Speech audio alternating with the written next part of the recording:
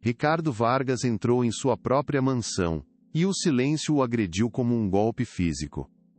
Era uma casa que não conhecia o som da alegria, um verdadeiro mausoléu de mármore frio que refletia um homem igualmente gélido e distante de qualquer calor humano.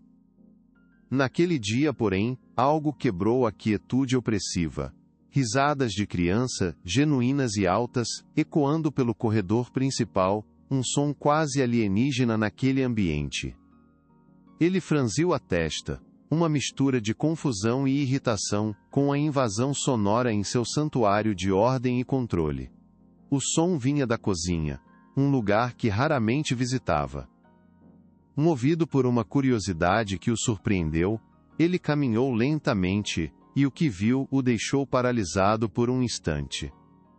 Seus filhos, Lucas e Sofia, estavam sentados no chão, rindo com a boca cheia de farelos de bolo. Ao lado deles, no mesmo nível, estava Ana, a diarista, com um sorriso que iluminava todo o ambiente. Ela servia pequenos bolinhos dourados em pratinhos de plástico coloridos. Ricardo sentiu algo se quebrar dentro dele, uma dor que ele nem sabia que existia. O que está acontecendo aqui? A voz de Ricardo cortou o ar como uma lâmina de gelo, afiada e implacável. A risada morreu instantaneamente. Lucas e Sofia congelaram, o sorriso desaparecendo de seus rostos como se nunca tivesse existido. Ana se levantou rapidamente, limpando as mãos no avental, o pânico estampado em seus olhos. O calor da cozinha pareceu evaporar, substituído por uma frieza que emanava do dono da casa, um inverno repentino. A alegria se transformou em medo puro e palpável. As crianças olhavam para o pai como se ele fosse um completo estranho, um intruso naquele momento sagrado de afeto. A atmosfera de felicidade doméstica foi estilhaçada, deixando para trás apenas o silêncio tenso e a autoridade inquestionável do magnata. Ana sentiu o coração bater descontroladamente, uma mistura de medo e confusão, pois sabia que o olhar dele a transformava em uma criminosa sem que ela tivesse cometido qualquer crime. Senhor Vargas, eu só estava... As crianças estavam com fome, então fiz uns bolinhos para elas, gaguejou Ana, incapaz de articular uma defesa coerente. A simplicidade do ato parecia um crime de grandes proporções, sob o olhar julgador dele. Mas a expressão de Ricardo não era de compreensão. Era uma máscara de fúria contida, muito mais assustadora que um grito. Ele não via um gesto de bondade, mas uma usurpação de seu papel, uma violação de território. Seus serviços são de diarista, não de mãe. Seu contrato especifica limpeza e organização. Afeto não faz parte do acordo. Não quero que você cozinhe para os meus filhos novamente. Não quero que conte histórias. Quero que limpe o chão que eles pisam. E nada mais. Fui claro? As palavras foram baixas e cruéis, cada uma delas um golpe direto no coração de Ana. Ele não levantou a voz, o que tornava a ameaça ainda mais potente e humilhante. Sofia, a mais velha, reuniu uma coragem que não tinha, e deu um passo à frente, segurando a mão de Ana com força. Mas papai, os bolinhos da Ana são os melhores, são os únicos com gosto de casa de verdade, disse ela com a voz trêmula, mas firme. Lucas, mais tímido, apenas concordou com a cabeça, os olhos grandes e assustados fixos no pai, como se implorasse por misericórdia. A defesa inocente da menina só serviu para aumentar a ira de Ricardo. Aquilo era a prova final da influência indevida daquela mulher. Seus próprios filhos a defendiam. A lealdade deles estava sendo roubada por uma estranha dentro de sua própria casa. Para o quarto, os dois, agora.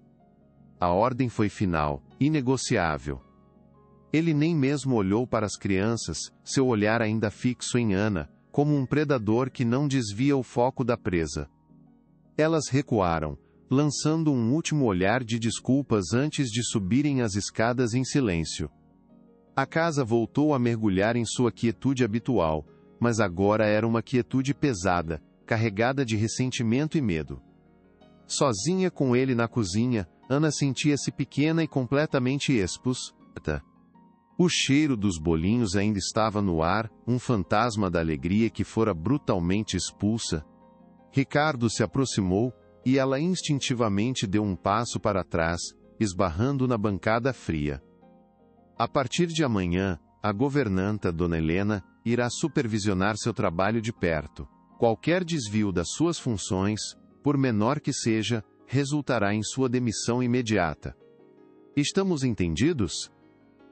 A ameaça era clara e definitiva. Ele não a demitiu ali mesmo, mas a colocou em uma coleira invisível. Para Ana, a escolha era terrível: manter seu emprego, do qual desesperadamente precisava, ou abandonar as duas crianças que haviam encontrado nela um porto seguro. Como ela poderia ignorar aqueles olhares tristes? Naquela noite, em sua pequena casa na Zona Leste, o contraste com a mansão do Morumbi era gritante e doloroso. O cheiro de remédios para sua mãe doente se misturava ao cheiro de comida simples, feita com amor. Tudo ali era pequeno, desgastado, mas era real, era um lar. Ana cuidava de sua mãe com a mesma ternura que dedicava a Lucas e Sofia. O emprego na casa dos Vargas era o que pagava por aquele tratamento caro, pela comida na mesa, por cada conta de luz. Perder aquele trabalho não era uma opção, significaria o colapso de sua vida. Ela olhava para o rosto adormecido de sua mãe e sentia o peso do mundo em seus ombros. A ordem de Ricardo não era apenas uma regra de trabalho, era um ataque direto à sua essência, ao seu instinto de cuidar. Como ela poderia se tornar fria e distante para manter seu emprego? Era uma escolha impossível. No dia seguinte, a atmosfera na mansão estava ainda mais gélida, se é que era possível. Dona Helena, a governanta, uma mulher de postura rígida e olhar severo, seguia Ana como uma sombra implacável. Cada pano que ela usava era inspecionado, cada produto de limpeza verificado. A mulher era a personificação das regras de Ricardo, uma guardiã da distância emocional. O Sr. Vargas foi muito claro sobre suas novas diretrizes. Concentre-se no seu trabalho e somente no seu trabalho, disse Helena à voz sem qualquer traço de emoção, como se lesse um manual. Ana sentia os olhos dela em sua nuca a cada segundo, uma vigilância constante que a sufocava e a impedia de respirar. A casa, que já era solitária, agora se tornara uma prisão, onde cada gesto de bondade era visto como um ato de rebelião e seria punido. O afeto se tornara contrabando proibido. As crianças sentiram a mudança imediatamente e de forma dolorosa. Elas tentavam se aproximar de Ana, com um desenho feito na escola ou uma pergunta trivial. Mas Dona Helena sempre aparecia como um fantasma, interceptando a comunicação. Crianças, deixem a Ana trabalhar. Ela tem muitas tarefas a cumprir e não pode se distrair. A governanta as afastava com uma firmeza polida, criando uma barreira intransponível entre elas, e a única pessoa que lhes oferecia calor humano. Lucas e Sofia passaram a vagar pela casa como pequenos fantasmas, seus rostos marcados pela tristeza e pela confusão. Eles não entendiam por que a alegria havia sido proibida, por que o sorriso de Ana agora era substituído por uma expressão de preocupação e medo constante. A casa estava impecável, mas o coração de seus pequenos moradores estava cada vez mais sujo de solidão. Ana limpava uma das imensas janelas da sala de estar, olhando para o jardim perfeitamente cuidado lá fora, onde cada folha parecia estar em seu devido lugar. Tudo naquele lugar era controlado, podado, sem espaço para o crescimento espontâneo. Assim como a vida daquelas crianças. Ela se sente, e é uma cúmplice daquela tristeza, obrigada a ignorar os olhares suplicantes de Lucas e Sofia para não perder seu emprego. Seu coração estava dividido. De um lado, a necessidade de cuidar de sua mãe doente. Do outro, o amor que sentia por aquelas crianças, que eram vítimas inocentes da frieza de seu próprio pai. Ela se sentia impotente, uma peça em um jogo cujas regras não podia mudar. O brilho da mansão parecia zombar de sua angústia, um lembrete constante do abismo que existia entre o mundo dela e o deles. Mas o que ninguém esperava era que as crianças tivessem seu próprio plano. Essa história te comove? Deixe seu like e se inscreva. Continuamos. Lucas e Sofia não eram de se render facilmente. Em sussurros no quarto de brinquedos, enquanto Dona Helena supervisionava a limpeza em outro andar, eles bolaram uma estratégia. Era um plano infantil, nascido da saudade e da necessidade, mas que carregava o peso de uma pequena revolução silenciosa. Eles iriam dar a Ana uma ferramenta para que ela pudesse continuar a lhes dar alegria, mesmo que em segredo. O alvo era a biblioteca, um cômodo que Ricardo raramente usava. Sofia distraiu Dona Helena com uma pergunta sobre uma lição de casa impossível, enquanto Lucas se esgueirou para dentro. Ele sabia exatamente o que procurar. Em uma prateleira baixa, escondido atrás de grossas enciclopédias, estava um velho livro de capa gasta. Ele o pegou com cuidado, o coraçãozinho batendo forte com a adrenalina da missão. A primeira parte do plano estava concluída com sucesso. Mais tarde, quando Ana estava limpando o corredor do andar de cima, as duas crianças a interceptaram em um momento de distração da governanta. O corredor estava vazio. Sofia vigiava a escada enquanto Lucas se aproximava com passos rápidos e silenciosos. "Isto é para você", sussurrou ele, tirando o livro de debaixo da camisa e o entregando a ela. Ana olhou para o objeto em suas mãos. Era um velho asterisco recetário poro, com a capa manchada e as páginas amareladas pelo tempo. "É, da vovó", explicou Sofia, também em um sussurro se aproximando. "Para você fazer os doces dela em segredo. O papai nunca olha para as coisas dela." Era um presente perigoso, um ato de desafio que poderia custar a Ana seu emprego, mas também era a mais pura declaração de amor e confiança que ela já havia recebido em toda a sua vida. O peso daquela escolha era enorme. Ana segurou o livro sentindo o peso da história e do risco em suas mãos. "Crianças, eu não posso. Seu pai, ele me mataria se descobrisse", sussurrou ela, o medo lutando contra a emoção que enchia seu peito e ameaçava transbordar em lágrimas. Os olhos de Lucas e Sofia estavam cheios de uma esperança tão intensa que era doloroso de vereador. "Mas os seus bolinhos têm o mesmo gosto dos que a vovó fazia", insistiu Lucas, com uma convicção inabalável que parecia vir de um lugar muito profundo. "Ela ia gostar de você, Ana. A gente sabe que ia." A frase atingiu Ana de uma forma completamente inesperada. Como era possível que seus bolos simples se parecessem com os de uma avó que ela nunca conheceu? Ela olhou para os rostos esperançosos e soube que não tinha escolha. Assentiu lentamente, escondendo o tesouro em seu avental, selando o pacto. Naquela mesma noite, em sua cozinha modesta, Ana abriu o livro proibido com reverência. As páginas estavam repletas de uma caligrafia elegante, com anotações nas margens e manchas de farinha que contavam histórias. Cada receita era mais do que uma lista de ingredientes. Era um pedaço da vida de uma mulher. Havia comentários sobre o tempo, sobre qual receita o pai de Ricardo mais gostava quando era criança, sobre ocasiões especiais.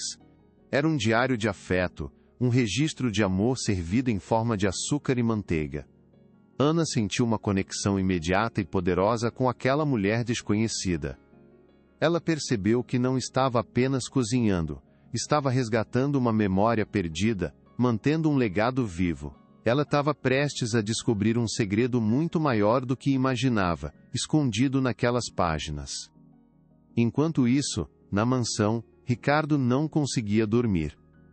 A imagem de seus filhos rindo com a diarista o assombrava, um fantasma de uma felicidade que ele mesmo havia destruído.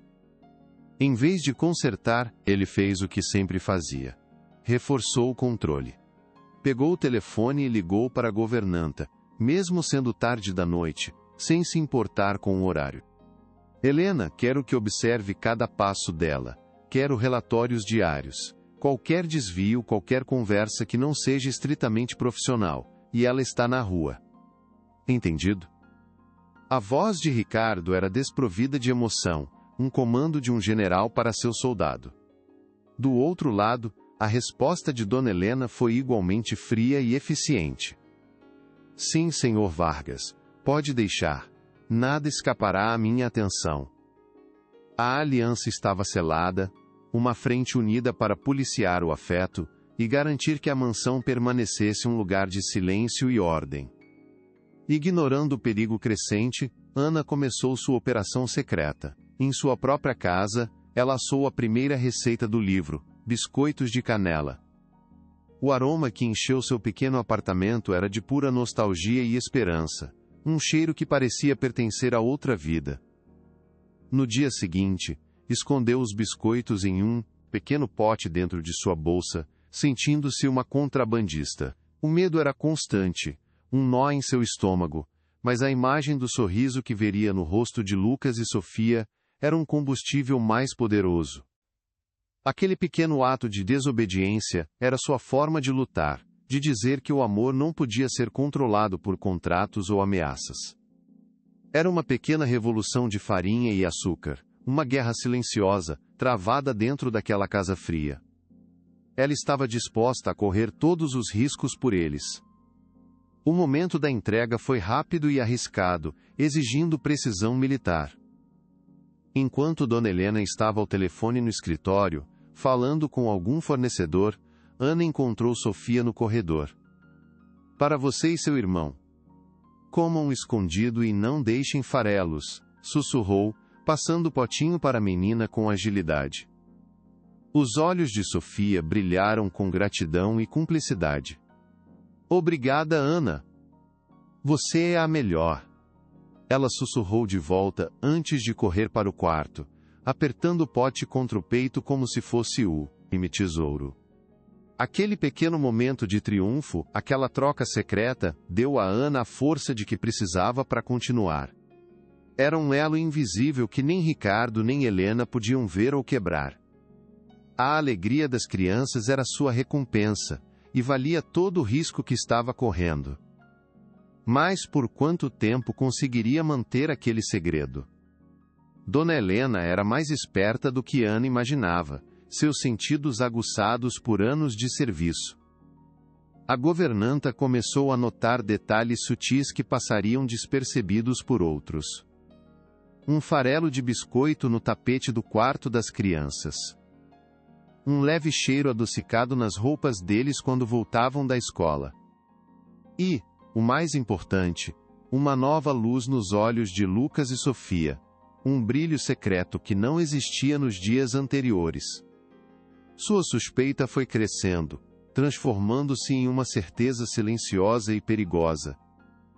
Ela não tinha provas concretas, mas seu instinto, treinado por anos de serviço aos Vargas, lhe dizia que Ana estava quebrando as regras. A caçada havia começado. Helena redobrou a vigilância, esperando pacientemente pelo deslize, que lhe daria a justificativa perfeita para cumprir as ordens de seu patrão. Ricardo, por sua vez, também percebeu a mudança no comportamento dos filhos, embora não soubesse a causa. Eles pareciam mais felizes, mais conspiradores, trocando olhares que ele não conseguia decifrar. Uma noite, ao colocá-los na cama, ele sentiu o cheiro de canela no hálito de Lucas. "Onde vocês arrumaram doces?" perguntou ele, a voz casual, mas os olhos afiados, investigativos. "Um amigo da escola nos deu, papai", mentiu Sofia rapidamente, a inocência em seu rosto tornando a mentira quase convincente. Mas Ricardo não se convenceu nem por um segundo. Ele sabia que seus filhos raramente traziam amigos em casa, e que a escola tinha regras rígidas sobre compartilhar lanches. A suspeita recaiu imediatamente sobre a única pessoa capaz de tal ato de insubordinação: Ana. A raiva dele cresceu, uma fogueira lenta alimentada pela desconfiança. O perigo se materializou alguns dias depois, quase colocando tudo a perder. Ana estava entregando um pequeno bolinho de fubá para Lucas atrás de uma porta, quando ouviu os passos rápidos e firmes de Dona Helena se aproximando pelo corredor. Em um piscar de olhos, ela pegou o bolinho de volta da mão da criança, e o escondeu no bolso do avental, segundos antes de a governanta virar a esquina. "O que vocês estão fazendo aqui parados?" perguntou Helena, o olhar desconfiado passando de Ana para Lucas e de volta para Ana. "Eu só estava perguntando a Ana onde ficava o livro de história", disse Lucas, a voz um pouco aguda demais pela tensão. Helena os encarou por um longo momento, mas sem provas, apenas se afastou, não sem antes lançar um olhar de advertência. Ana sentiu o coração na garganta. Foi por muito pouco. A pressão estava se tornando insuportável. Ana vivia em um estado de alerta constante, com medo de sua própria sombra, sentindo cada passo de Helena como uma ameaça direta. Cada dia, uma mansão, era um teste de nervos, uma dança perigosa no fio da navalha. Ela considerou desistir, contar às crianças que não podia mais continuar, que era perigoso demais para todos eles. Talvez fosse melhor procurar outro emprego, mesmo que pagasse menos. Mas então, à noite, ela olhava para o rosto adormecido de sua mãe e se lembrava do porquê estava lutando. E se lembrava do olhar de gratidão nos olhos de Lucas e Sofia. Eles contavam com ela. Ela era a única fonte de calor na vida fria deles. Abandoná-los seria como apagar uma pequena vela na escuridão, e ela não podia fazer isso. Ela precisava encontrar uma forma de continuar, de vencer aquela guerra silenciosa. A estratégia de Ana era simples e, ao mesmo tempo, arriscada, uma verdadeira operação de afeto clandestino. Durante as noites em sua própria casa, a cozinha modesta se transformava em um santuário de aromas que eram estritamente proibidos na mansão Vargas. Ela seguia as receitas com uma devoção quase religiosa, sentindo uma conexão com a avó das crianças a cada gesto. As suas mãos habilidosas misturavam farinha, ovos e açúcar, enquanto o perfume de baunilha e canela preenchia o ar, um contraste gritante com o cheiro frio e químico de desinfetante da mansão. Cada biscoito assado, cada fatia de bolo cuidadosamente cortada, era um pequeno e delicioso ato de rebelião. Era uma mensagem silenciosa de que o carinho não poderia ser legislado ou contido por regras frias. Ela sentia que estava fazendo muito mais do que simplesmente cozinhar para duas crianças carentes. Ana estava, na verdade, ressuscitando o espírito de uma mulher que nunca conheceu, mas cuja presença sentia em cada página daquele livro antigo e amarelado. "É o nosso segredo, né, Ana?" sussurrou Sofia um dia, com os olhinhos brilhando de cumplicidade, enquanto saboreava um pedaço de bolo de fubá. "O segredo mais gostoso do mundo?" Ana sorriu e colocou um dedo sobre os lábios, sentindo o coração aquecido. "Sim, meu amor. O nosso segredo. E ninguém pocode de tirá-lo de nós." Aquilo se tornou sua missão secreta, uma jornada perigosa para levar um pouco de doçura e calor àquele lar congelado no tempo e na tristeza. "Ana, você acha que a vovó ia gostar de você?" perguntou Sofia em outra ocasião, em um sussurro rápido, aproveitando um momento em que a governanta estava distraída ao telefone em outro cômodo. A pergunta da menina pegou Ana completamente de surpresa, atingindo-a como uma flecha de pura emoção direto em seu coração. Ela se ajoelhou no chão para ficar na altura da garotinha, passando a mão em seus cabelos e garantindo que ninguém estivesse olhando para elas.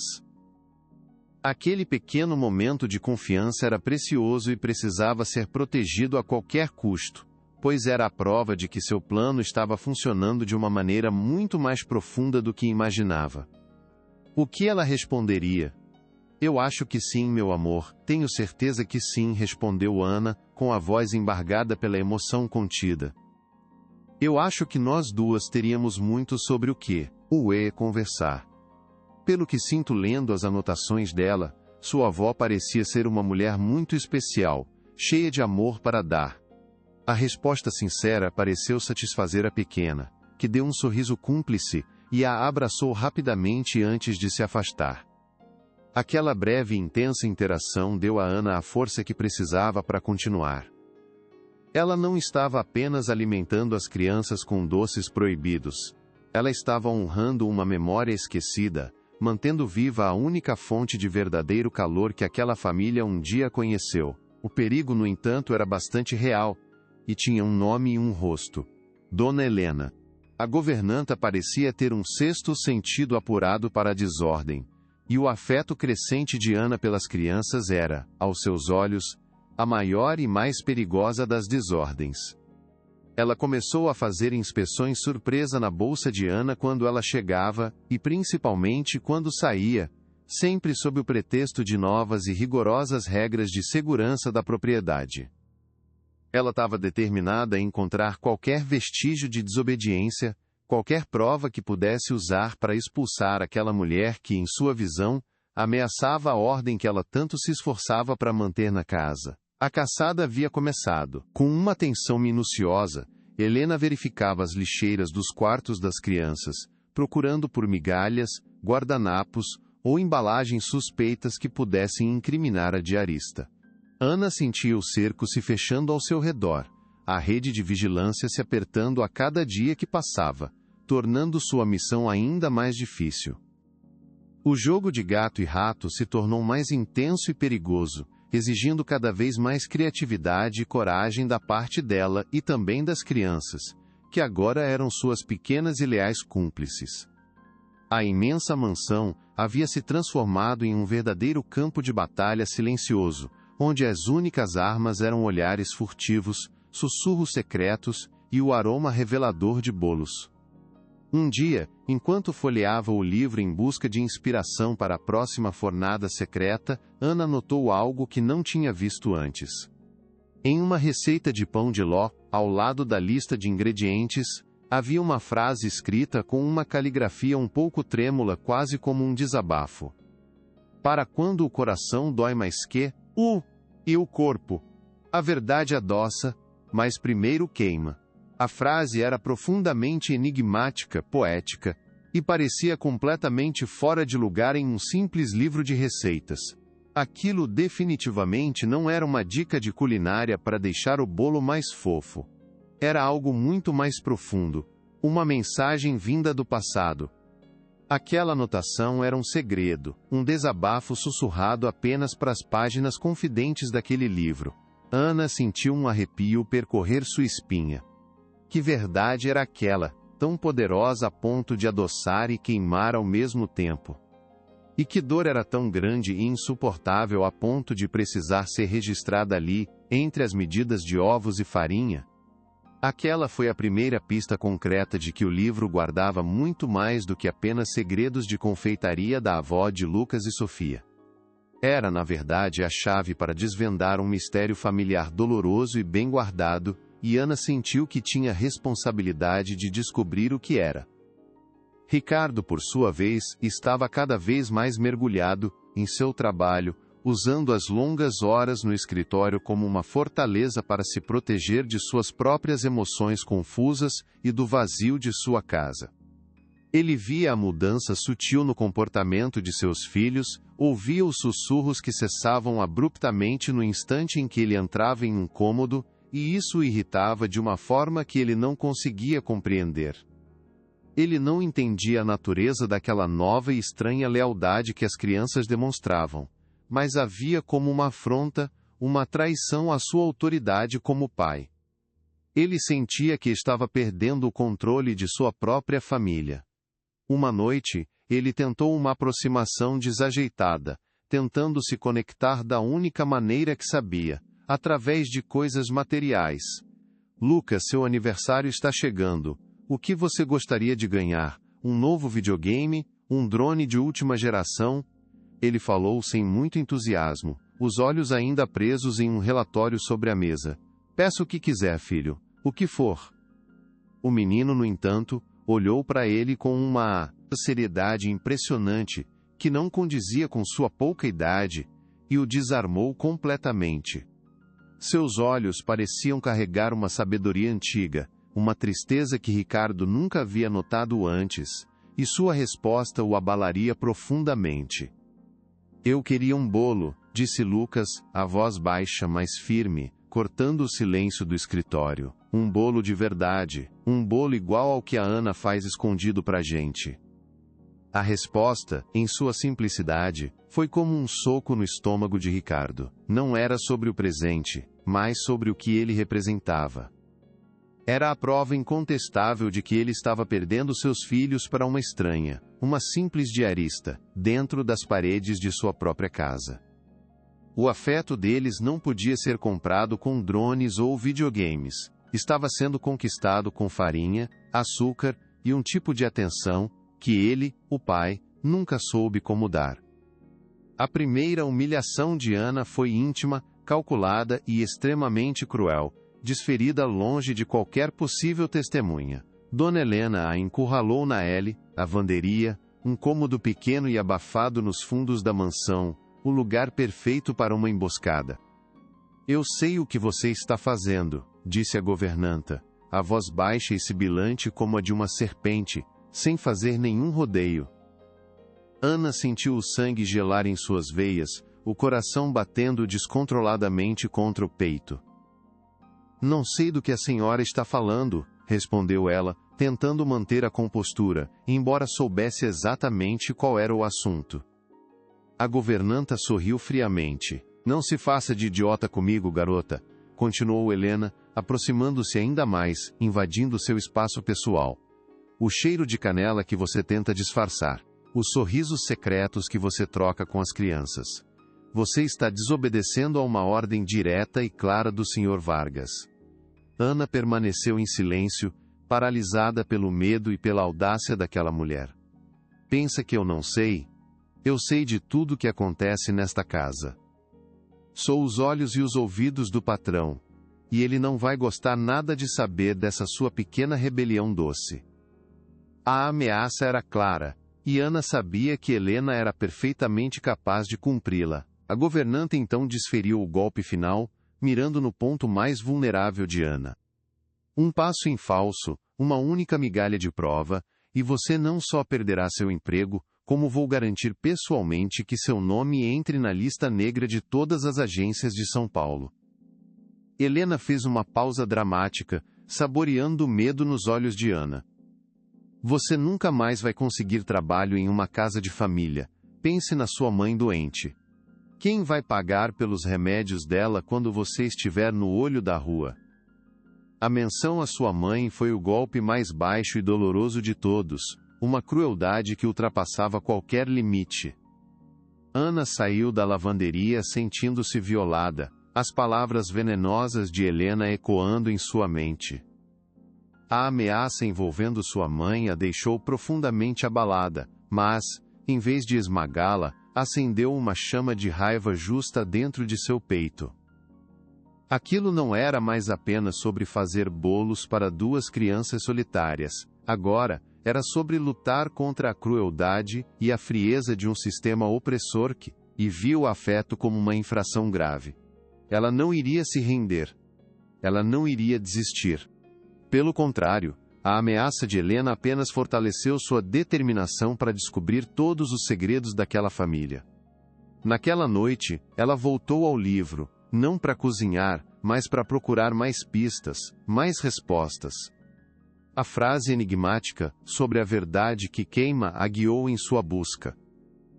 Ela começou a ler cada anotação, cada rabisco nas margens, não mais como uma cozinheira em busca de uma receita, mas como uma detetive determinada a resolver um crime. Ela precisava entender a mulher que escreveu aquelas palavras, a avó que Lucas e Sofia mal tiveram a chance de conhecer. Ela sentia, com uma certeza inexplicável, que a resposta para tudo, a arma de que precisava para lutar estava ali, escondida naquelas páginas amareladas pelo tempo. O vínculo entre Ana e as crianças se aprofundou ainda mais, transformando-se em uma aliança secreta e inquebrável. Eles desenvolveram um sistema de códigos para se comunicar sem que Helena percebesse. Um desenho de um sol na porta da geladeira significava que a barra estava limpa. Um desenho de nuvem era o sinal de alerta de que Helena estava por perto, rondando como um predador. A bruxa está na torre, sussurrava Lucas ao passar por ela no corredor. Um código para dizer que a governanta estava no segundo andar. Eles se tornaram mestres na arte da dissimulação, pequenos espiões unidos por um segredo doce e perigoso. Ana, a vovó também gostava de desenhar? Perguntou Lucas um dia, enquanto lhe entregava secretamente um potinho vazio para que ela o enchesse mais tarde. Ela desenhava flores nas margens dos livros dela, margaridas. Ana congelou por um instante. Ela se lembrou de ter visto pequenos e delicados desenhos de margaridas em algumas páginas do livro de receitas, exatamente como o menino descreveu. Era mais uma peça do intrincado quebra-cabeça, mais um elo que a conectava àquela mulher misteriosa do passado. A cada dia que passava o retrato, toda a voz se tornava mais nítido e real em sua mente, e ela se sentia cada vez mais próxima de descobrir a verdade. A desconfiança de Ricardo, alimentada pelas constantes insinuações de Helena, finalmente atingiu seu auge. Ele a chamou em seu escritório, um ambiente tão frio e impessoal quanto ele. As paredes eram cobertas de diplomas e prêmios, testemunhas silenciosas de seu sucesso material, mas que também evidenciavam seu fracasso afetivo. Senhorita Ana, eu fui claro sobre as suas funções nesta casa, não fui? Ele começou, a voz cortante como uma lâmina de gelo, sem sequer olhar para ela, mantendo os olhos fixos em seu computador. A frieza dele era uma arma que ele usava para manter todos à distância. Sim, senhor. O senhor foi perfeitamente claro, respondeu Ana, mantendo a cabeça erguida, embora seu coração estivesse batendo forte contra as costelas. Ela se recusava a se mostrar intimidada por ele. Então me explique por que meus filhos parecem mais felizes ultimamente. Por que eu sou coraro, e se sussurram quando eu chego perto e se calam quando eu entro no quarto? Ricardo finalmente a encarou, os olhos frios e cheios de acusação. Essa sua influência não é bem-vinda aqui, o que quer que esteja fazendo com eles pare imediatamente.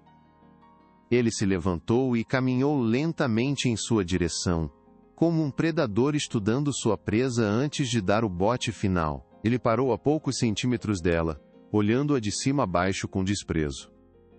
Considere este o seu último e definitivo aviso. A próxima vez que eu suspeitar de qualquer coisa, por menor que seja, por mais insignificante que pareça, você estará na rua. A ameaça era final, dita em um tom baixo e perigoso que não deixava margem para dúvidas. Sem referências, sem último pagamento, sem nada. Entendeu? Ana apenas assentiu, sentindo um nó se formar em sua garganta. A guerra silenciosa estava prestes a se tornar declarada, e ela sabia que estava em uma desvantagem perigosa, lutando sozinha contra aquele homem. A humilhação pública aconteceu algumas semanas depois, durante um coquetel que Ricardo ofereceu no jardim para investidores. Ana foi encarregada de servir as bebidas, movendo-se silenciosamente entre os convidados ricos, sentindo-se completamente invisível. Aquele era o mundo deles, e ela era apenas uma serviçal, uma presença necessária, mas que deveria passar despercebida. Ela se esforçava para fazer seu trabalho com perfeição, sabendo que qualquer erro seria usado contra ela por Dona Helena, que a observava de longe com um olhar de águia, esperando apenas uma oportunidade para atacar e finalmente se livrar dela de uma vez por todas. Em um dado momento, ela se aproximou de um grupo onde estava uma socialite famosa, conhecida por sua arrogância. A mulher a olhou de cima a baixo com um desdém evidente. Querida, meu copo de champanhe está vazio há quase 1 minuto. O serviço hoje está um pouco lento, não acha? Disse a mulher em voz alta o suficiente para que todos no grupo ouvissem, cotilimo, a clara intenção de humilhá-la. Os risos contidos dos outros convidados foram como facadas no coração de Ana, que sentiu o rosto queimar de vergonha. Ela se sentiu pequena, exposta e completamente impotente diante daquela crueldade gratuita e desnecessária. Ana, paralisada pela humilhação, olhou instintivamente para Ricardo, que estava a poucos metros de distância e certamente havia ouvido tudo. Seus olhares se cruzaram por um único e longo segundo. Ela buscou nele um mínimo de apoio, um gesto, uma palavra que a defendesse. Mas ele não fez absolutamente nada, apenas a encarou com frieza, virou-se e continuou sua conversa como se nada tivesse acontecido, deixando-a exposta e humilhada na frente de todos. Aquele ato de indiferença foi mais doloroso do que o insulto da socialite. Foi a prova final de que, para ele, ela não era ninguém. Não valia nada. O mais forte está por vir. Fique até o final. Aquele momento de humilhação pública, mas principalmente a indiferença cruel de Ricardo, foi o ponto de virada definitivo para Ana. Ela entendeu, com uma clareza dolorosa, que para aquelas pessoas ricas e poderosas, ela não era um ser humano com sentimentos e dignidade. Ela era um objeto, uma função, algo a ser usado e descartado. A raiva que sentiu não era destrutiva, mas sim fortalecedora. Ela não iria mais jogar na defensiva, esperando o próximo ataque. Ela precisava de uma arma para se proteger e, mais importante, para proteger as crianças daquela frieza tóxica que ameaçava sufocá-las. Seu olhar caiu sobre Sofia e Lucas, que observavam a cena de longe, da janela da sala, com os rostos pequenos e tristes, cheios de compaixão por ela. Eles eram sua verdadeira motivação, sua razão para lutar. Ela não podia falhar com eles. A batalha não seria mais silenciosa, travada com biscoitos e sussurros. Ela precisava encontrar uma maneira de lutar de frente, de expor a hipocrisia e a crueldade daquela casa, mesmo que isso significasse arriscar tudo o que tinha, incluindo o emprego que era vital para o sustento de sua mãe. A partir daquele momento, a guerra estava oficialmente declarada.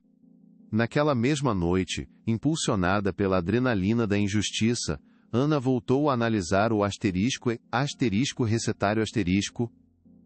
Desta vez, seu foco era completamente diferente. Ela não procurava receitas ou anotações poéticas sobre a dor. Ela procurava por uma fraqueza, uma rachadura, na armadura da poderosa família Vargas. Ela examinou o objeto com uma intensidade renovada. Passou os dedos por cada página, sentindo a textura do papel antigo, procurando por qualquer anomalia. Foi então, ao analisar a contracapa com mais atenção, que ela notou algo que nunca havia percebido: um leve descolamento no papelão, uma pequena bolha que não deveria estar ali. Com o coração acelerado pela expectativa, usando a ponta de uma faca com extremo cuidado, ela levantou a borda do papel. O que encontrou ali dentro fez seu sangue gelar e, ao mesmo tempo, encheu seu coração de uma esperança feroz. Era um envelope fino e amarela, pelo tempo, escondido ali por décadas. Ela o retirou com as mãos trêmulas, sentindo o peso da história que estava prestes a ser revelada. Aquilo era mais do que uma simples pista. Era a arma que ela tanto procurava, o segredo que poderia mudar o rumo de tudo e todos naquela casa, a chave para libertar aquelas crianças da tristeza. Dentro do envelope havia uma única folha de papel dobrada. Era uma carta.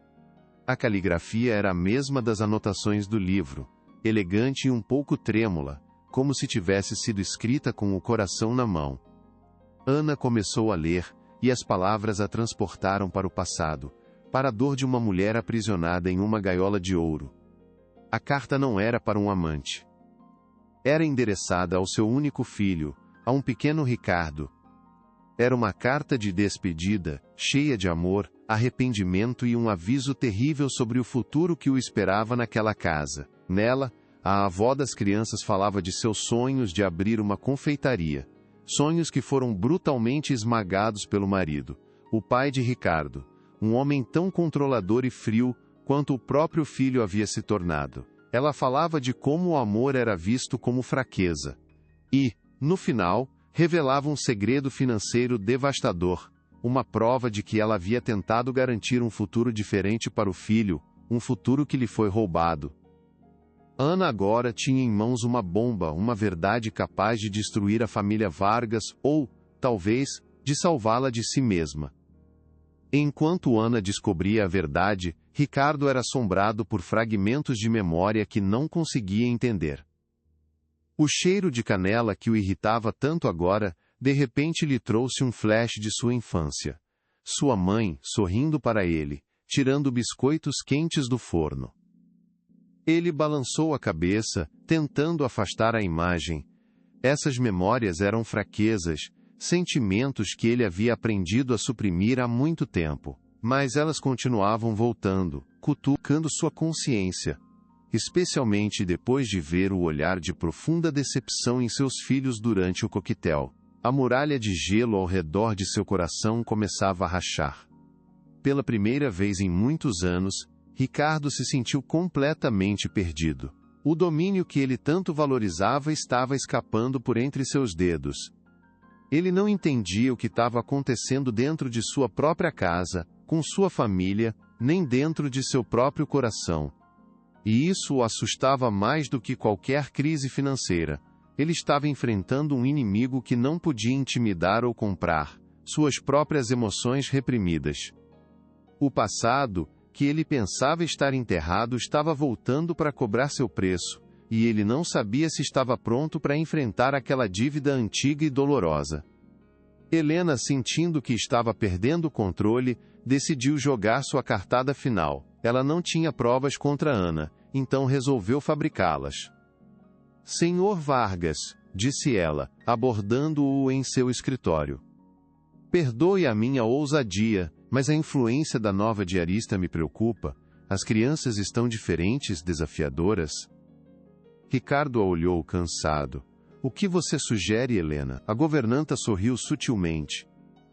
Talvez devêssemos estar mais atentos aos pertences da casa. Pessoas desesperadas fazem coisas desesperadas. A semente da dúvida foi plantada com maestria, preparando o terreno para sua armadilha final, e sem volta. Com o plano em mente, em uma manhã, enquanto Ana limpava o andar de cima, a governanta entrou sorrateiramente na cozinha. Com movimentos rápidos e precisos, ela pegou um dos talheres de prata mais caros do faqueiro da família Vargas e o escondeu no fundo da bolsa de Ana, que estava pendurada perto da porta dos fundos. Era um plano cruel, sujo e, em sua mente, perfeito. Uma acusação de roubo seria o fim de Ana, sem qualquer chance de defesa, sem necessidade de mais investigações ou avisos. O palco para a destruição final de Ana estava montado, agora, era só uma questão de tempo. Papai, por que você deixou aquela moça tratar a Ana daquele jeito no jardim? Perguntou Sofia naquela noite, a voz pequena, mas carregada de uma acusação que Ricardo não pôde ignorar. Ele estava sentado na beira da cama da filha, tentando ler uma história para ela. São assuntos de adultos, filha.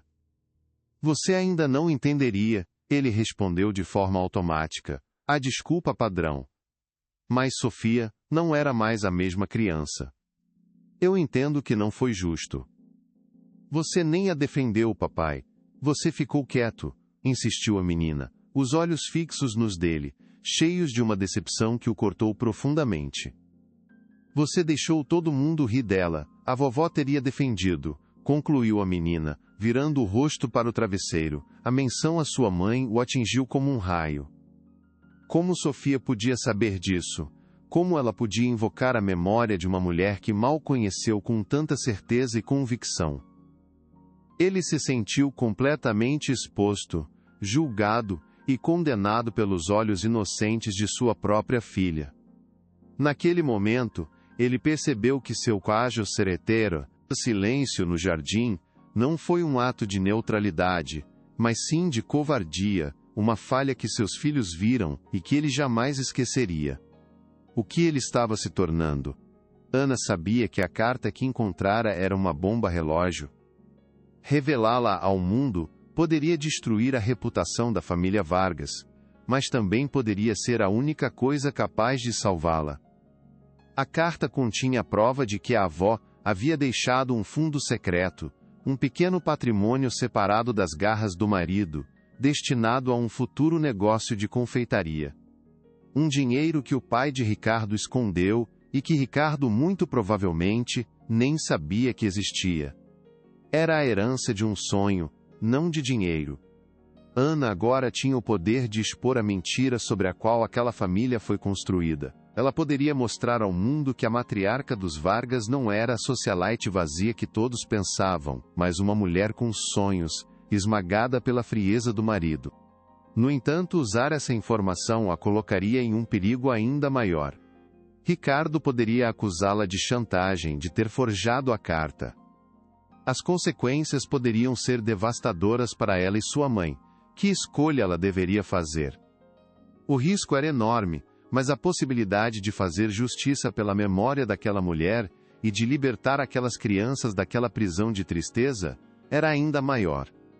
A decisão pesava em seu coração. No dia seguinte, Ana chegou para trabalhar com o coração pesado. Assim que entrou na cozinha, deu de cara com Dona Helena e 2 seguranças. Ricardo estava encostado na bancada, o rosto uma máscara de fúria fria. "Esvazie sua bolsa, por favor", ordenou Helena, a voz triunfante. Ana olhou de Helena para Ricardo, confusa e assustada. "O que está acontecendo aqui?" A governanta sorriu. Um dos talheres de prata da família sumiu. "E curiosamente a única pessoa que teve acesso à sala de jantar hoje foi você. Então, por favor, esvazie a bolsa. Agora." A armadilha estava armada. Tremendo, Ana começou a tirar as coisas de sua bolsa: a carteira, as chaves, um pacote de lenços, o celular. E então, sua mão tocou o metal frio e pesado. Ela puxou o objeto e o colocou sobre a mesa. A colher de prata brilhou sob a luz da cozinha, uma testemunha silenciosa da traição. O sorriso de Dona Helena era puro veneno. Como eu suspeitava, uma ladra, e das mais descaradas. Ricardo olhou para a colher e depois, para Ana, e o desprezo em seus olhos era absoluto. "Eu te dei um aviso. Fui claro", disse ele, a voz baixa e carregada de fúria. "Ligue para a polícia", ele ordenou a um dos seguranças, sem desviar o olhar de Ana. Para ela, o mundo desabou. Tudo estava perdido. Seu emprego, sua reputação, a chance de cuidar de sua mãe, tudo destruído por uma mentira cruel e bem arquitetada. Ela não tinha como provar sua inocência. "Não! A Ana não é uma ladra", uma voz infantil gritou da porta, interrompendo a cena. Lucas e Sofia estavam ali, parados, os rostos pálidos de medo, mas os olhos cheios de uma determinação feroz que surpreendeu a todos na cozinha. "Ela nunca faria isso." "Vocês todos estão mentindo", continuou Sofia, dando um passo à frente, colocando-se corajosamente entre Ana e os seguranças, como uma pequena leoa defendendo sua cria. Ricardo endureceu o olhar. "Crianças, voltem imediatamente para o quarto. Agora, isso não é assunto para vocês." Mas, pela primeira vez na vida, eles não obedeceram. Eles olharam para o pai com uma mistura de raiva e profunda decepção, como se o vissem de verdade pela primeira vez, e não gostassem nem um pouco do homem que estavam vendo. Enquanto a acusação de roubo pairava no ar, uma lembrança crucial brilhou na mente de Ana, uma das anotações da avó no velho livro que ela trouxera consigo. "Cuidado com quem serve com um sorriso, mas guarda veneno no coração. A lealdade comprada é a primeira a ser vendida." Ela olhou para Dona Helena, para o seu sorriso triunfante, e entendeu tudo com uma clareza cristalina. A governanta era a personificação exata daquele aviso. Foi ela. A certeza deu a Ana uma nova força, uma calma inesperada em meio ao caos que a consumia. A verdade estava do seu lado. Helena aproveitou a oportunidade para desferir seu golpe de misericórdia, com uma voz falsamente melosa que escorria como veneno. "Senhor Vargas, por favor, não seja tão duro com as crianças. Elas são inocentes e não entendem a maldade do mundo. A Ana é uma manipuladora experiente. Ela sabe exatamente como usar a doçura para conquistar os pequenos, e depois se aproveitar da situação." Cada palavra era cuidadosamente escolhida, pintando um retrato de Ana como uma vilã calculista e perigosa.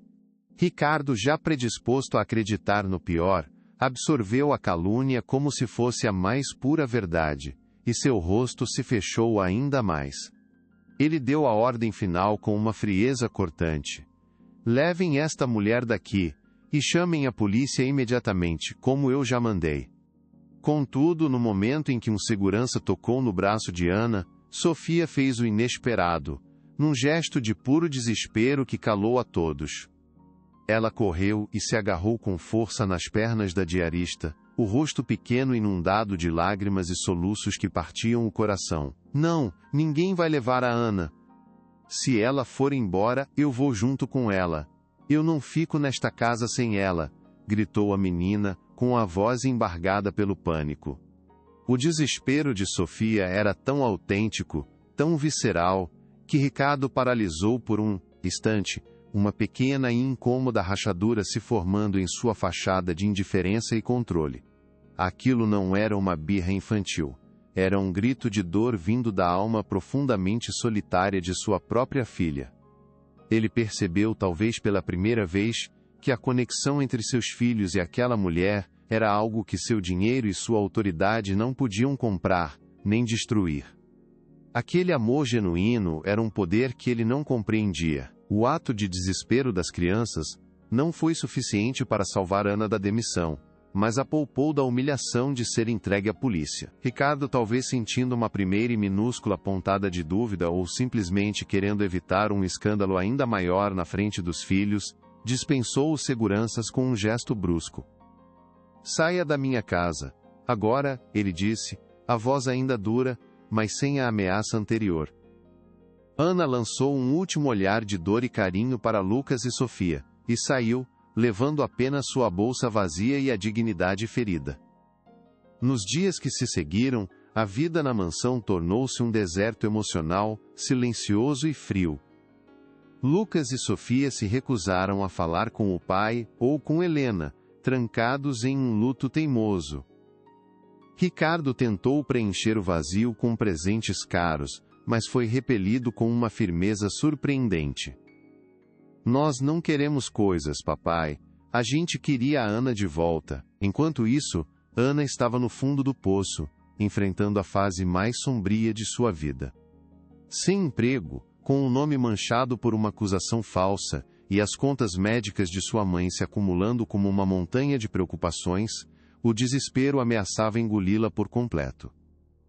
Ela sentia uma falta dolorosa das crianças, das risadas e das pequenas rotinas que preenchiam seus dias. Mas em meio a essa escuridão, uma ideia ousada e arriscada começou a se formar. O grande evento beneficente anual de Ricardo, que aconteceria no Parque Trianon. Ela tinha a verdade do seu lado, e se não podia lutar por justiça dentro das paredes da mansão, lutaria em campo aberto, diante de toda a cidade. Com a ajuda de vizinhos que se comoveram com sua história, Ana passou noites em claro em sua pequena e modesta cozinha. Ela assou cada receita do livro da avó das crianças, com uma dedicação febril. O dia do evento no Parque Trianon amanheceu ensolarado, um espetáculo de luxo e poder para a elite da cidade. Em um cante, o discreto, longe dos holofotes principais, Ana montou sua barraca simples, com uma toalha de mesa xadrez, e seus doces cuidadosamente arrumados. Sentia-se pequena e deslocada em meio a tanto glamour, um peixe fora de água. Mas quando as primeiras pessoas começaram a se aproximar, atraídas pelo cheiro delicioso de canela e baunilha que flutuava no ar, uma nova confiança brotou em seu coração. Então, o momento que ela tanto temia e esperava chegou. Ricardo Vargas, imponente em seu terno caro, passou perto de sua barraca, acompanhado por Dona Helena, que parecia uma rainha em seu território. A governanta a viu primeiro, e seu rosto se contorceu em uma máscara de ódio e surpresa. O que essa mulher está fazendo aqui? Que audácia! Segurança! Ela gritou. Como você ousa aparecer aqui, depois de ter sido demitida por roubo? Sibilou Helena, em voz alta o suficiente para que todos ao redor pudessem ouvir, transformando a cena em um espetáculo público. Essa mulher é uma ladra. Não comprem absolutamente nada dela. Ela provavelmente usou ingredientes roubados para fazer esses doces. A acusação foi brutal, calculada para destruir a pouca dignidade que restava a Ana. As pessoas ao redor começaram a cochichar, olhando para ela com uma mistura de desprezo e curiosidade mórbida. Ana sentiu o rosto queimar de vergonha, mas desta vez, algo dentro dela se recusou a ceder. Ela ergueu a cabeça e olhou diretamente para Ricardo, que assistia a tudo em silêncio, sua passividade aprovando a crueldade de Helena. Aquele silêncio era sua verdadeira sentença, mas o que ninguém esperava estava prestes a acontecer. Ela não é ladra, você que é mentirosa. A voz de Lucas, embora infantil, ecoou pelo parque com uma força inesperada, cortando o ar tenso. Ele e Sofia, que deveriam estar em uma área de recreação supervisionada, haviam escapado e correram em direção à barraca de Ana. Eles se postaram ao lado dela, pequenos soldados defendendo sua rainha, enfrentando a governanta e o próprio pai, com uma coragem que deixou todos os presentes boquiabertos. A gente viu você, Dona Helena. Você que colocou a colher de prata na bolsa da Ana, gritou Sofia, a voz trêmula de emoção, mas cheia de uma convicção inabalável. A cena era inacreditável. Duas crianças pequenas, herdeiras de uma fortuna, defendendo sua diarista contra a mulher que as criava e contra um dos homens mais poderosos da cidade. Um silêncio ensurdecedor se instalou, todos esperando para ver a reação do magnata. Ricardo estava paralisado, seu cérebro lutando para processar a cena. Estava dividido entre a fúria pela desobediência pública dos filhos e uma semente de dúvida que finalmente começava a brotar em seu coração de pedra. Helena, desesperada, tentou intervir e retomar o controle. Crianças, parem com essa fantasia agora mesmo. Vocês não sabem o que estão dizendo, estão confundindo as coisas. Mas Sofia não se intimidou nem por um segundo. Com suas mãos pequenas e trêmulas, ela levantou um objeto que trazia coisas. NSIGO. Um livro velho e gasto, com a capa manchada de gordura e de tempo. A Ana não roubou nada. Ela só nos deu amor. E ela usou este livro para fazer os doces, os mesmos doces que a vovó fazia. Ela abriu o velho recetário em uma página marcada, e o segredo que ele guardava estava prestes a explodir no meio de todos. A vovó escreveu uma carta para você, papai.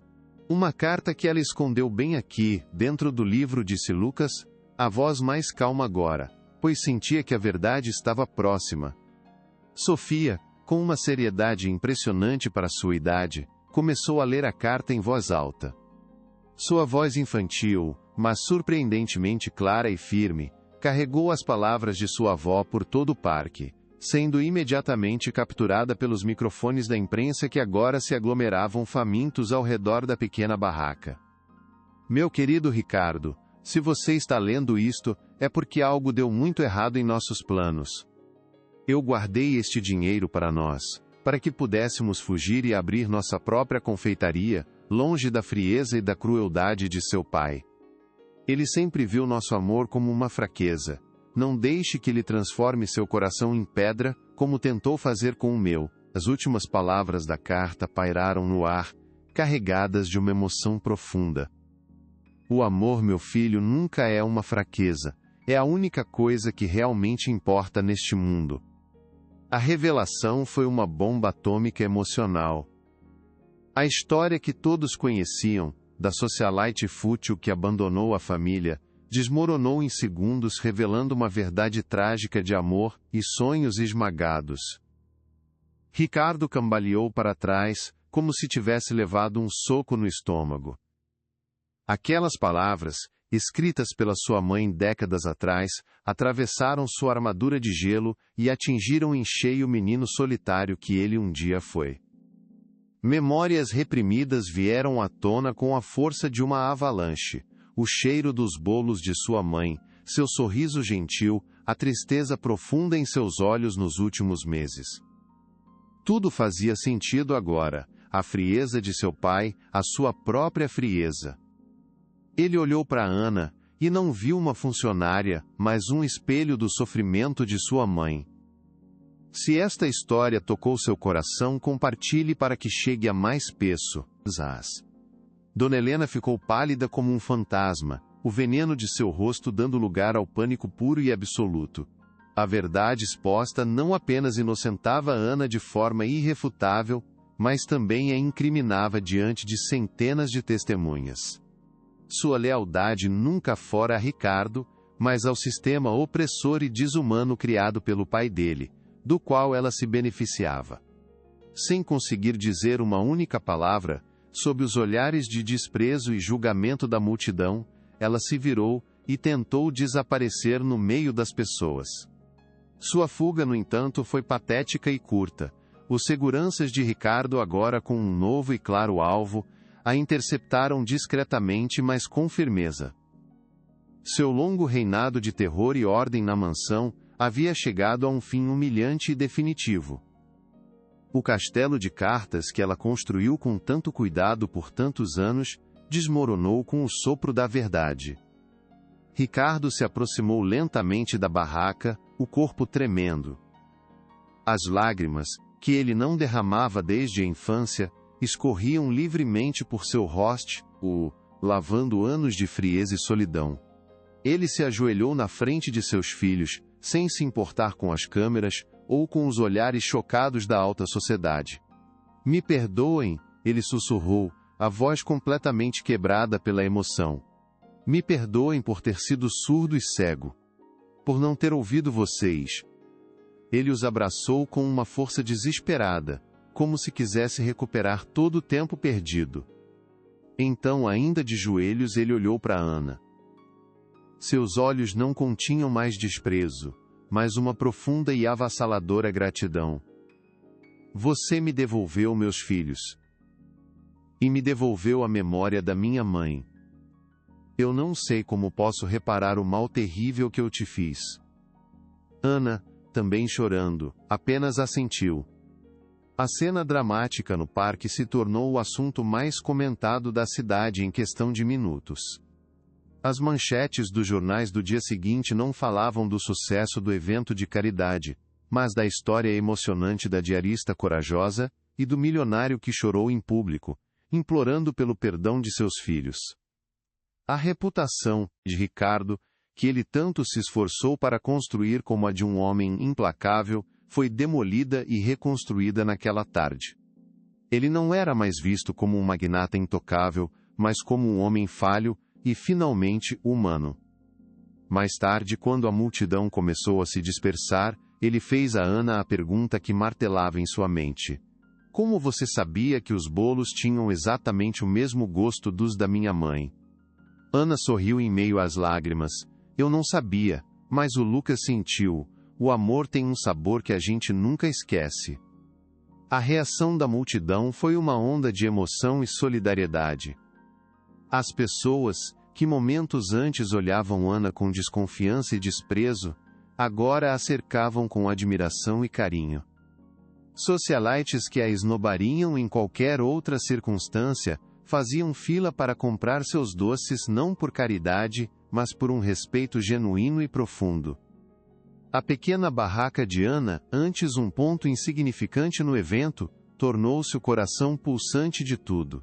Ricardo assistiu a tudo de longe, pero coronge, pero de sei, percebendo com uma clareza dolorosa a profundidade de sua própria pobreza emocional.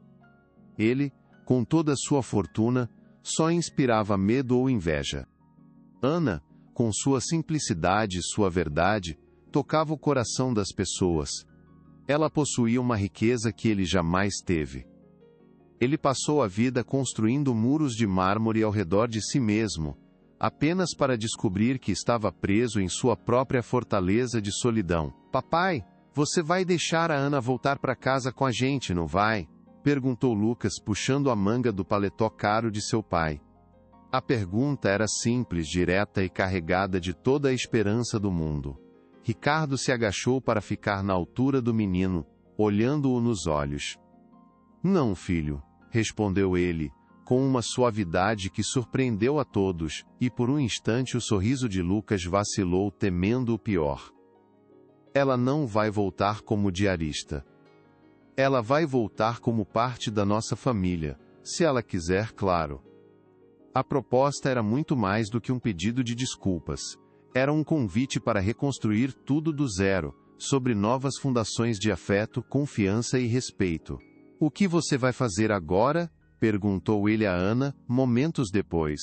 Ela olhou para sua pequena barraca, o símbolo de sua luta. Eu sempre sonhei em ter uma confeitaria. A notícia se espalhou como fogo pela cidade. Naquela mesma noite, os telejornais exibiam as imagens do evento em rede nacional, e a história da família Vargas cativou o país. O nome de Ana estava em toda parte, não mais como uma suposta ladra, mas como um símbolo de coragem, integridade e da força do amor. Enquanto isso, Dona Helena enfrentou as consequências de seus atos. Ricardo não a entregou à polícia por roubo, pois isso seria perpetuar uma mentira. Em vez disso, ele moveu uma ação por calúnia e difamação, usando todo o seu poder para limpar completamente o nome de Ana e garantir que a verdade fosse legalmente estabelecida. A ex-governanta perdeu não apenas o emprego, mas sua reputação impecável na alta sociedade. Seu nome, antes sinônimo de lealdade e discrição, agora estava para sempre associado à traição e à maldade. A primeira mudança na mansão Vargas foi sutil, mas imensamente poderosa. Ricardo mandou retirar o imenso e austero retrato de seu pai que dominava a sala de estar, um símbolo da opressão que marcou sua vida. No lugar, ele colocou uma foto ampliada de sua mãe, jovem e sorridente, segurando um bolo recém-saído do forno. A imagem irradiava um calor e uma ternura que aquela casa nunca conhecera. Dias depois, Ricardo apresentou a Ana os papéis de uma sociedade. Ele estava investindo em um novo empreendimento, uma confeitaria de luxo que levaria o nome de sua mãe, Confeitaria Isabela Vargas. Estou fazendo isso porque é o certo a se fazer, disse ele, com humildade. É o sonho que roubaram dela, e você é a única pessoa no mundo que pode realizá-lo com a mesma alma. A vida, que lhe tirara tanto, agora lhe oferecia uma doce chance de recomeçar. O Parque Trianon, que fora o palco do confronto e da humilhação, transformou-se em um lugar simbólico de cura para a família. Nos fins de semana, Ricardo começou a levar as crianças para piqueniques na grama, exatamente perto do local onde a barraca de Ana esteve montada, comendo os doces que ela agora preparava com alegria. Eram momentos simples, cheios de risadas e conversas, que valiam mais do que qualquer viagem de luxo ou presente caro. O abismo entre pai e filhos começou a se fechar, ponto por ponto. A relação entre Ana e Ricardo também se transformou em um profundo respeito mútuo. Passavam horas juntos, planejando cada detalhe da confeitaria.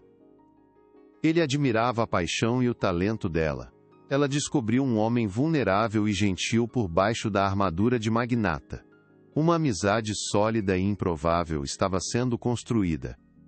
Ana, você pode me ensinar a fazer o bolo da vovó? Perguntou Sofia um dia, enquanto observava Ana testando uma nova receita na cozinha experimental da futura confeitaria. A menina olhava com fascinação para as mãos de Ana misturando os ingredientes. Claro, meu amor. A primeira regra, e a mais importante de todas, é sempre cozinhar com o coração. Ana amarrou um pequeno avental na menina, e com paciência e carinho, começou a lhe ensinar os segredos guardados no velho livro, o de receitas. Ricardo, observando a cena da porta, sentiu o coração se encher de uma paz que não sentia desde a mais tenra infância.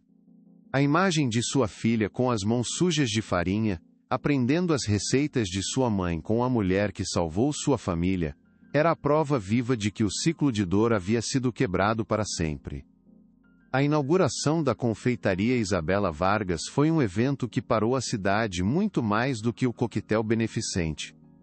Desta vez, a atmosfera não era de ostentação, mas de celebração genuína e calor humano. A fachada elegante e convidativa, exibia o nome da mãe de Ricardo em uma caligrafia dourada e delicada. Ana, radiante em um vestido simples, mas elegante, cortou a fita inaugural sob uma chuva de aplausos. Ao seu lado, Ricardo não era o magnata temido, mas um pai orgulhoso, segurando as mãos de Lucas e Sofia, que sorriam com uma alegria que agora era constante em suas vidas.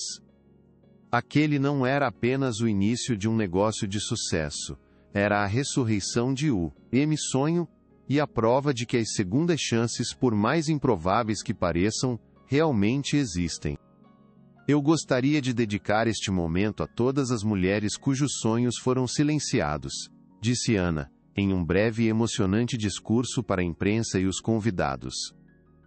E especialmente a Isabela Vargas, uma mulher que me ensinou através de suas palavras e receitas, que o ingrediente mais importante da vida é o amor. Ricardo ao seu lado sentiu um nó se formar na garganta, mas era um nó de gratidão, não de dor. Ele via em Ana a força que sua mãe nunca teve a chance de mostrar ao mundo. Aquele lugar era mais do que uma confeitaria. Era um memorial vivo, um santuário de afeto construído com farinha, açúcar e, acima de tudo, coragem. A cada bolo vendido, era como se o espírito de Isabela estivesse ali, sorrindo e finalmente em paz. O sucesso foi imediato e avassalador. As pessoas não iam à confeitaria apenas pelos doces, que eram divinos, mas pela história que havia por trás deles. A confeitaria Isabela Vargas se tornou um ponto de encontro, um lugar onde as pessoas se sentiam acolhidas e aquecidas. Ana, agora uma empresária respeitada, nunca perdeu sua essência. Ela fazia questão de estar na cozinha todos os dias, com as mãos na massa, e de conversar com os clientes, ouvindo suas histórias. Ela também criou um programa de capacitação para mulheres em situação de vulnerabilidade, oferecendo a elas a chance de aprender uma profissão e de reconstruir suas vidas, assim como ela havia reconstruído a sua. O legado de Isabela agora se multiplicava, tocando muitas outras pessoas. Ricardo, por sua vez, encontrou uma nova maneira de viver. Ele reduziu drasticamente suas horas de trabalho, delegando mais e aprendendo a confiar nas pessoas. Descobriu que a verdadeira riqueza não estava em fechar mais um negócio milionário, mas em buscar os filhos na escola, em ajudá-los com o dever de casa, em simplesmente estar presente. Sua relação com Ana floresceu em uma parceria de profundo respeito e carinho. Não havia pressa para definir o que sentiam. Eles estavam construindo algo sólido, tijolo por tijolo, com a mesma paciência com que se prepara a massa de um bolo perfeito. A mansão no Morumbi, antes um mausoléu de mármore frio, agora era preenchida por risadas e pelo cheiro constante de bolos assando. Em uma tarde ensolarada, cerca de um ano após a inauguração, Ricardo surpreendeu Ana na confeitaria. Ele não trazia flores ou joias, mas uma pequena caixa de madeira.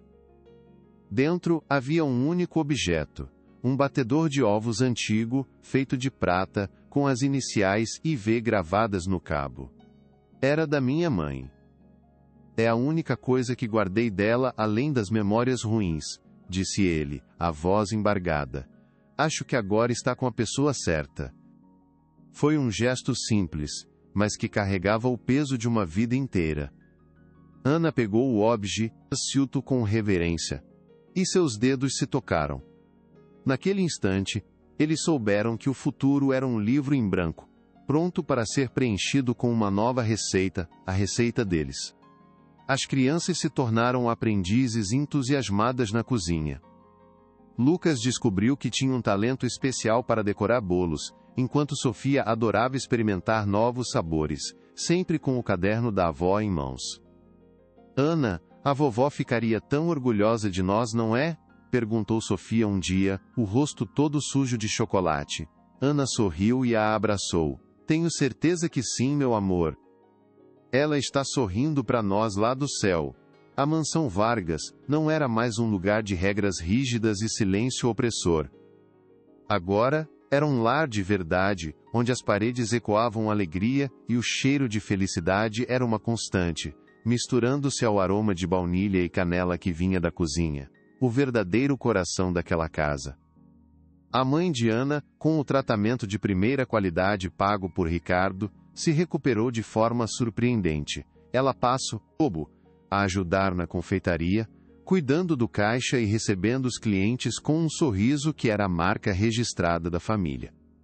A pequena casa na Zona Leste foi reformada, mas Ana fez questão de manter sua simplicidade, como um lembrete constante de suas origens e da jornada que a trouxe até ali. Ela nunca se esqueceu de onde veio, e essa humildade era o segredo de seu sucesso e do carinho que todos sentiam por ela. Ela provou que a nobreza não está no sobrenome ou na conta bancária, mas na bondade do coração e na coragem de lutar pelo que é certo. O programa de bolsas de estudo que Ana criou, financiado com uma parte dos lucros da confeitaria, foi batizado de Fundo Isabela Vargas para Novos Sonhos. A cada ano, dezenas de mulheres recebiam a oportunidade de começar seus próprios pequenos negócios, de se tornarem donas de seus destinos. A história de Ana se tornou uma lenda na cidade, um conto de fadas moderno que inspirava a todos. Ela não era mais a diarista humilde, mas um farol de herança, uma prova de que a gentileza pode ser a mais poderosa das armas, e que um simples ato de bondade pode gerar uma onda de transformação capaz de mudar o mundo, um bolinho de cada vez. Para sempre. Ricardo aprendeu a lição mais importante de sua vida. O controle era uma ilusão, e o verdadeiro poder residia na vulnerabilidade, na capacidade de amar e de se deixar ser amado. Ele se tornou um filantropo conhecido não por doar dinheiro, mas por se envolver pessoalmente nas causas, usando sua influência para criar oportunidades reais para as pessoas. A mudança em seu comportamento chocou a alta sociedade paulistana, mas também inspirou muitos a reavaliarem suas próprias vidas e prioridades. O magnata frio e calculista deu lugar a um homem gentil e presente, um pai que seus filhos finalmente podiam admirar não pelo que ele possuía, mas pelo homem que ele se tornou ao longo do tempo. Numa tarde de domingo, na cozinha da mansão, Ricardo tentava, de forma desajeitada, seguir uma receita do livro, sob o olhar divertido de Ana e das crianças. "Papai, você colocou sal em vez de açúcar", gritou Lucas, em meio a uma gargalhada. Ricardo olhou para as mãos sujas de farinha e riu também, uma risada genuína e alta, que ecoou pela casa. Era a mesma risada que ele ouvira naquele primeiro dia, a risada que o assustou e o quebrou por dentro. Mas agora, ele não sentia mais ciúmes ou raiva. Ele sentia apenas uma alegria pura e avassaladora. Ele finalmente fazia parte daquela felicidade. Ele estava finalmente em casa com sua família. 5 anos depois, a Confeitaria Isabela Vargas era uma instituição em São Paulo, com 3 filiais espalhadas pela cidade e planos de expansão para outras capitais.